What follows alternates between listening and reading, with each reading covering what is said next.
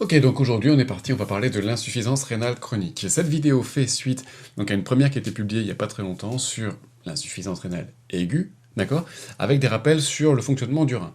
Je t'invite à aller regarder l'autre vidéo en premier pour te faire des rappels avant de commencer celle-ci.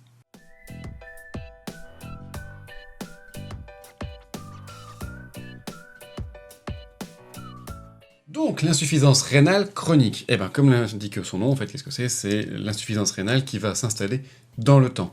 La spécificité de l'insuffisance rénale chronique, c'est qu'elle est irréversible et permanente. Et en fait, elle va se définir par un débit de filtration glomérulaire, tu te souviens, le DFG, qui va être inférieur à 80 ml minute depuis au moins 3 mois. Donc, qu'est-ce que ça implique l'insuffisance rénale chronique? Eh bien, le rein n'est plus capable de faire son job correctement. C'est-à-dire que son job, c'est à la base d'évacuer les déchets, l'urée, la créate par exemple.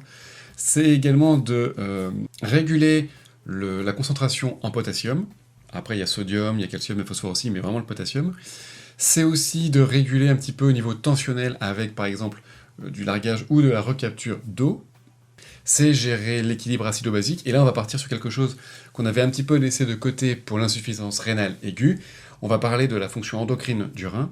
Quand il y a une insuffisance rénale qui s'installe, en fait, le rein, normalement, qui crée de l'érythropoïétine, le PO, qui sert à stimuler la fabrication de globules rouges, et bien là, il n'y a plus de stimulation, d'accord? Donc il y a moins de globules rouges qui sont fabriqués, donc il y a une anémie qui s'installe. Il y a aussi pas d'activation de la vitamine D, ce qui va entraîner à terme une déminéralisation osseuse, puisque le calcium et le phosphore ne vont pas se fixer correctement au niveau des os. Et il va y avoir une altération tensionnelle due également à une altération de la production de rénine. Et pour ça, je te rappelle que pour la rénine, j'avais fait une vidéo sur l'hypertension artérielle. Je t'invite à aller jeter un œil pourquoi la rénine pose un problème dans la tension. Alors, comment est définie l'insuffisance rénale chronique, l'IRC? En fait, on va définir plusieurs stades en fonction du débit de filtration glomérulaire, selon comment il va être atteint. Et pour ça, on va utiliser, il y a deux grandes formules de calcul. Celle qui est le plus souvent utilisée, c'est le MDRD, et ça va définir en fait 5 stades d'insuffisance rénale. Donc à chaque fois, on va utiliser l'unité de valeur qui va être le millilitre par minute par unité de surface corporelle qui est 1,73 m². Donc par exemple, le stade 1 de la maladie rénale chronique se définit comme un débit de filtration glomérulaire inférieur à 90 ml minute par unité de surface corporelle. Et le stade 2, c'est entre 60 et 90. Voilà. En dessous de 60 ml minute, on est au stade 3, c'est l'insuffisance rénale modérée. En dessous de 30 ml minute, on va passer dans l'insuffisance rénale sévère. Et encore en dessous, donc c'est le stade 4, et encore en dessous le stade 5, c'est l'insuffisance rénale terminale, en dessous d'un débit glomérulaire inférieur à 15 ml par unité de surface corporelle. Dans certaines classifications, tu vas voir que c'est en dessous de 10. Entre 10 et 15, je vais te dire, ça change pas grand-chose. Le seul facteur qui différencie, c'est si ton patient est diabétique ou non. Et on va voir après que de toute façon, ils le sont souvent. Donc les grands facteurs de risque qui entraînent une insuffisance rénale chronique sont généralement le diabète de type 2. C'est pas 100% du temps, mais c'est très souvent. Je n'ai pas le chiffre en tête, tu regarderas. L'hypertension artérielle également, parce que dans les deux cas, il va y avoir une destruction au niveau du néphron. Soit au niveau de l'hypertension, tu vas détruire les petits capillaires en fait, qui viennent nourrir le glomérule, soit au niveau du diabète, ça va esquinter tout simplement le glomérule en lui-même. Il peut y avoir des glomérulopathies seules qui sont liées à une infection, qui sont liées en fait tabac, alcool, etc. Et puis il y a l'allongement de la durée de vie qui fait que, tu sais, dans l'insuffisance rénale aiguë, je t'avais parlé que au fur et à mesure de la vie, ton débit de filtration glomérulaire décroît naturellement. Mais forcément, plus tu vis longtemps, plus ça va décroître, et au bout d'un moment, ça augmente la proportion de personnes qui ont une insuffisance rénale chronique. Donc les personnes qui sont pour toi à dépister le plus rapidement possible, à réfléchir un petit peu quand elles vont commencer à avoir des pathologies, les personnes hypertendues, les personnes âgées, les personnes DNID du coup. On a dit que ça pouvait entraîner une anémie, donc les personnes athéniques, les personnes qui sont très pâles. Et puis, comme ton rein ne fonctionne plus, tu es en train de t'empoisonner toi-même avec tes déchets qui ne sont plus évacués. Donc tes patients vont être asthéniques, ils vont être anorexiques. En fait, ils vont pas avoir envie ni de manger, ni de boire. Ils vont avoir des problèmes digestifs. Plus, après, au niveau biologique, tu vas avoir des hyperkaliémies, donc des pathologies cardiaques, et une acidose générale. Les marqueurs que tu vas pouvoir retrouver aussi au niveau des urines, ça va être de la protéinurie, qui va en fait différencier le type, la cause de l'insuffisance rénale chronique. Parce que selon le type en fait d'insuffisance rénale chronique, ce sera pas, tu auras cette protéinurie ou tu ne l'auras pas. Ok, ça va différencier un petit peu le bail. Et de même, tu peux avoir une hématurie, voilà. Donc la prise en charge, comment ça va se passer? Ça va se passer en 3 temps.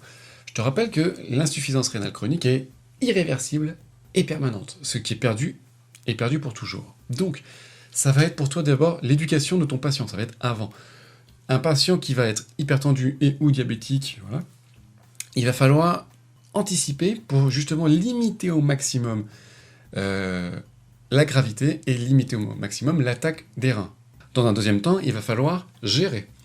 Gérer en fait les pathologies qui vont être... gérer en fait déjà l'insuffisance rénale.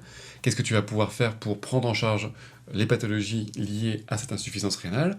Qu'est-ce que tu vas pouvoir faire pour empêcher qu'elle se développe encore plus? Et la troisième étape, ça va être de remplacer le travail du rein, voire même remplacer le rein tout court. Donc déjà, ton job en tant qu'infirmier, infirmière, ça va être quoi? Ça va être la clinique. Tu commences toujours par la clinique. Hein. Comment il est ton patient? Est-ce que tu as l'impression qu'il évolue au niveau du poids? Bah oui, si le rein ne fonctionne plus, qu'il n'évacue plus d'eau, il va y avoir un gain de poids, qui peut être assez rapide. Si au contraire, du coup, il est en train de s'empoisonner tout seul parce qu'il n'évacue plus les déchets, il ne mange pas, je t'ai dit, il y avait une anorexie qui pouvait s'installer, perte de poids. À surveiller. Ok, il faut prendre le poids régulièrement. C'est un patient qui peut être hypertendu, du coup, surveillance tensionnelle. C'est un patient qui... Donc toujours, si je reste sur l'eau qui n'est pas perdue, plus les ions qui sont captés, qui sont gardés, installation d'œdème, important, surcharge vasculaire, éventuellement premier signe d'OAP, ça c'est vraiment pour les un peu plus graves. Et puis au niveau biologique, évidemment, il va fallour surveiller l'urée, la créate, qui s'accumulent dans le sang, bien évidemment le potassium, le calcium, le phosphore aussi, et un dosage. En fait, c'est pour savoir où t'en es. Est-ce que la vitamine D est synthétisée? Oui ou non, si elle est en quantité suffisante dans le sang. Pareil pour le calcium et le phosphore. Si la calcémie et la phosphorémie sont régulées via le système osseux. Puisqu'en fait, c'est le système osseux qui capte ou qui relargue en fonction des besoins, à condition qu'il puisse via la vitamine D. L'hémoglobine, pour savoir si ton patient est en train de passer en anémie, et puis la recherche éventuelle d'une protéinurie sur 24 heures. Évidemment, plus ton insuffisance rénale est grave, et plus il faut augmenter la fréquence des surveillances. Au niveau des traitements, là il y en a 2 choses, médicamenteux, non médicamenteux. Le but, ça va être de casser ce qui crée justement cette insuffisance rénale chronique. Donc si ton patient est hypertendu, traitement antihypertenseur. Si ton patient est diabétique, traitement antidiabétique. Et dans les 2 cas, éducation thérapeutique sur ce qu'est sa maladie, ce que sont ses pathologies, éventuellement s'il y en a plusieurs du coup, au moins l'insuffisance rénale, le diabète ou l'hypertension.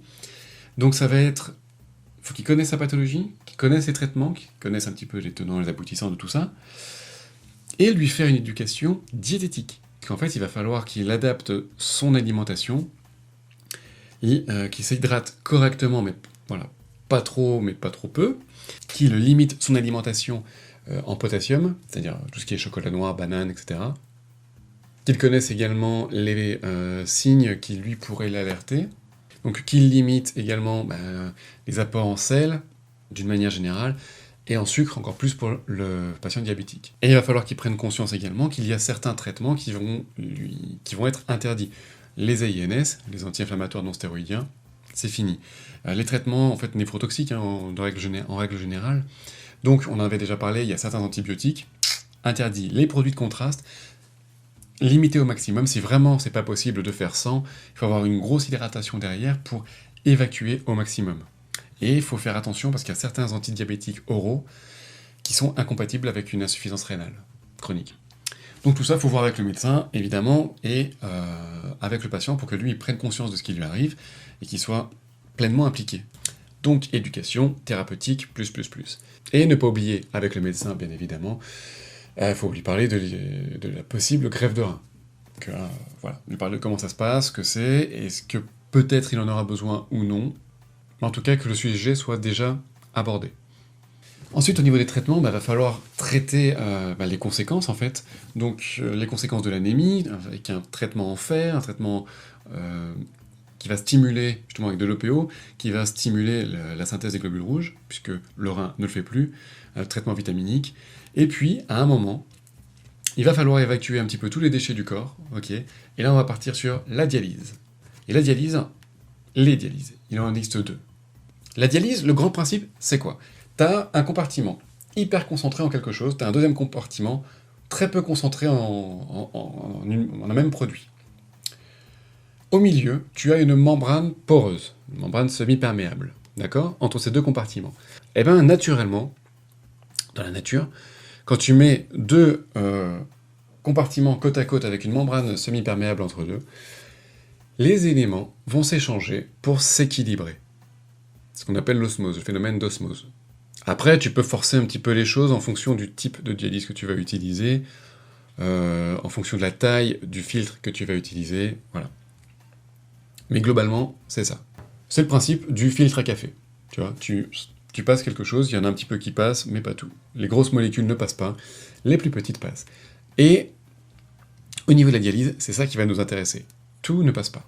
Donc si tu as un petit peu compris le principe, le premier compartiment, ça va être le sang du patient, très chargé en déchets. Le deuxième compartiment, ça va être ce qu'on appelle le dialysa, qui est en fait une solution équilibrée en ions, et qui va chercher à capter justement l'excès de potassium, l'urée, la créate, mais qui ne va pas capter les grosses molécules, les gros éléments du sang. D'accord? Donc on met côte à côte, si tu veux, le sang, le dialysa, dans une grosse machine avec un filtre entre deux, et il va y avoir les échanges. Une fois que le sang est nettoyé, hop, on le renvoie au patient. Alors la technique la plus connue pour la dialyse, c'est l'hémodialyse. L'hémodialyse, en fait, c'est ce que tu vois, la personne qui est perfusée à côté d'une espèce de grosse machine, et cette machine va servir de filtre. Alors, on va faire au plus simple, d'accord, pour que tu puisses comprendre rapidement comment ça fonctionne. L'hémodialyse, ça utilise en fait le sang direct du patient, c'est-à-dire que le patient est perfusé, on prélève son sang, on le fait passer dans une machine où en fait, dans la machine, le sang va être mis au contact du dialysa, mais il y a toujours la membrane semi-perméable entre deux. Les échanges se font, le sang est entre guillemets nettoyé avant de repartir au patient. Mais du coup, ça nécessite que ton patient soit perfusé. Et l'hémodialyse, ça peut être ça va finir de toute façon par être jusqu'à 3 fois par semaine, 3 fois une matinée par semaine, où il va être perfusé avec des cathéters de gros calibre. En fait, la fistule, qu'est-ce que c'est? Ça va être une opération où on va, au niveau de l'avant-bras, ça peut se faire ailleurs, mais 99% du temps c'est à l'avant-bras, on va relier une artère à une veine. Voilà, on fait ça, et en fait ça permet d'avoir un site dédié au prélèvement et à la réinjection du sang chez ton patient. Parce qu'en fait, quand tu fais de la dialyse, tu as un cathé dans un sens pour prélever le sang, et tu as un cathé dans l'autre sens pour réinjecter le sang. Une artère, une veine, quoi, en fait. Alors on peut aussi utiliser un cathé tunnélisé, souvent c'est le temps que la fistule se fasse. Parce que le problème de la fistule, c'est que déjà il y a une opération, c'est super fragile, c'est super précieux. Il faut attendre une fois que l'opération est faite, 1 mois, 2 mois, pour que en fait, la fistule se renforce, d'accord, et soit capable de se faire piquer régulièrement par du gros calibre sans éclater. C'est mieux. Et une fois que ta fistule est faite, il faut en prendre soin. Donc, pas de prise de tension du côté du bras où il y a la fistule. On ne pique pas pour les prises de sang et tout, sur la fistule, même si c'est tentant. On ne pique pas non plus en amont. Si vraiment on doit piquer de ce bras-là, enfin du bras où il y a la fistule, on va privilégier le dos de la main pour un bilan sanguin. Et puis, avant chaque utilisation de la fistule, il va falloir vérifier l'état général. Déjà, au niveau visuel, est-ce que ta fistule n'est pas inflammatoire? On va ensuite vérifier le thrill, donc en fait c'est juste tu poses ta main sur la fistule et tu vas sentir justement un petit frémissement qui t'indique que ça passe bien au niveau de la fistule, qu'il n'y a pas de thrombose. Et à l'auscultation, un coup de stéto, tu vas entendre le souffle du sang qui passe. Comment se déroule globalement la séance d'hémodialyse? Alors déjà, il va falloir que tu pèses ton patient avant la séance, donc tu fais avant-après pour avoir la différence de ce qui a été retiré en eau, mais tu fais le poids avant pour que tu puisses te faire une estimation, enfin que le médecin puisse te faire une estimation du volume à retirer de ton patient, par rapport à son poids, bon là c'est lui qui gère. Il faut bien évidemment que tu t'assures que ton patient au niveau tensionnel il soit bon avant, pendant et après, parce que mine de rien tu vas retirer un volume de son corps, donc tu vas lui faire baisser sa tension. Ce que je te disais, tu vérifies les abords vasculaires, donc tu vérifies l'état de la fistule avant de piquer, et tu vas devoir comprimer fortement, longtemps après. fortement longtemps parce que déjà ton patient, c'est pas des petits cathéters que tu utilises, hein, c'est du gros calibre, et puis parce que pour faire fonctionner tout ça sans que ça coagule dans la machine, il va falloir épariner le circuit, épariner ton patient. Donc, risque hémorragique. Et puis tout ça, évidemment, il y a le risque infectieux, il faut travailler en stérile, voilà.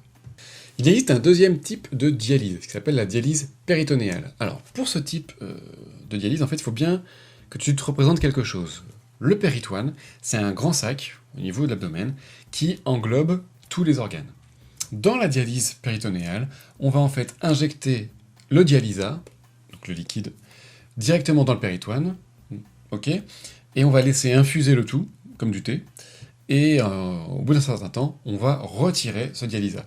En fait, l'échange, la membrane, ça va être le péritoine en lui-même, ça va être les abords vasculaires, tous les capillaires qui sont dans le péritoine, ok. Ça peut se faire de jour comme de nuit. Alors la nuit, tu as des machines qui s'appellent des cycleurs qui font ça pendant que tu dors. Ça injecte du produit, ça attend un certain temps, ça l'évacue, et ça refait ça plusieurs fois. Parce que oui, évidemment, ça se fait en plusieurs fois la dialyse péritonéale. Même si c'est moins long, même si tu peux le faire un petit peu plus facilement que l'hémodialyse, ça prend un peu de temps. L'hémodialyse aussi, en fait. Pour ça, il faut qu'il y ait un cathéter péritonéal qui soit posé, d'accord, et que le patient va garder avec lui un certain temps. Ça peut durer assez longtemps. Tant que c'est pas infecté, tant que le patient le supporte, ça peut durer un certain temps. Dans les deux cas, évidemment, il y a des avantages et des inconvénients entre l'hémodialyse et la dialyse péritonéale. Ça va dépendre en fait de chaque patient, ça va dépendre de l'avancée aussi de l'insuffisance rénale. Par exemple, l'hémodialyse est plus indiquée pour les patients en stade terminal, alors que la dialyse péritonéale, ça peut plus se faire pour les patients qui sont encore pas trop graves, ok. Après, c'est plus ou moins contraignant, la dialyse péritonéale, ça va être 6 à 7 fois par semaine, sachant que c'est plusieurs fois par jour quand c'est fait, alors que l'hémodialyse, ça peut être 3 fois par jour, mais une matinée entière, tu vois. La dialyse péritonéale, tu as aussi l'avantage qu'il n'y a pas à piquer à chaque fois, il n'y a pas d'anticoagulation, il n'y a pas le risque d'hypotension par rapport à l'hémodialyse, etc. C'est plus simple pour le patient. Je te dis, en plus, si c'est bien réglé, la machine, ça peut se faire tout seul la nuit. Le problème, c'est que, voilà, c'est pas aussi efficace que l'hémodialyse, et à un moment, tu es obligé de passer en fait par l'hémodialyse. Et l'hémodialyse, c'est pas tout beau non plus, t'as quand même un risque infectieux, t'as quand même un risque hémorragique, t'as la machine, quoi, même si certains patients sont autonomes, peuvent le faire chez eux, c'est un sacré bordel quand même le truc. Toujours est-il que même avec la dialyse, l'hémodialyse ou la dialyse péritonéale, le sujet de la transplantation doit être abordé assez vite, puisque c'est l'évolution pour énormément de patients. Ça se fait des milliers de fois par année, transplantation rénale. Ça y est, donc je m'arrête là pour l'insuffisance rénale aiguë, chronique, l'insuffisance rénale tout court. J'ai besoin de 2 choses avant que tu partes. La première, je sais que j'ai été très succinct, je sais que j'ai été rapide, donc si tu as des questions, n'hésite pas à les laisser en commentaire, plutôt que m'envoyer un mail. Laisse en commentaire, tout le monde profitera de la question et de la réponse. Deuxième chose, j'aurai besoin que tu partages au maximum, que tu partages dans les IFC, que tu partages avec tes potes, etc., pour faire vivre en fait un petit peu la chaîne, pour donner envie de bosser. D'ailleurs, les cartes formateurs, quand vous utilisez mes vidéos, merci de signaler un petit peu où est-ce que vous avez récupéré l'info. Si tu as des idées de thèmes, de vidéos que tu voudrais voir sur la chaîne, n'hésite pas, tu me laisses pareil un commentaire et je vois ce que je peux faire. En attendant la prochaine, je te dis à bientôt, ciao.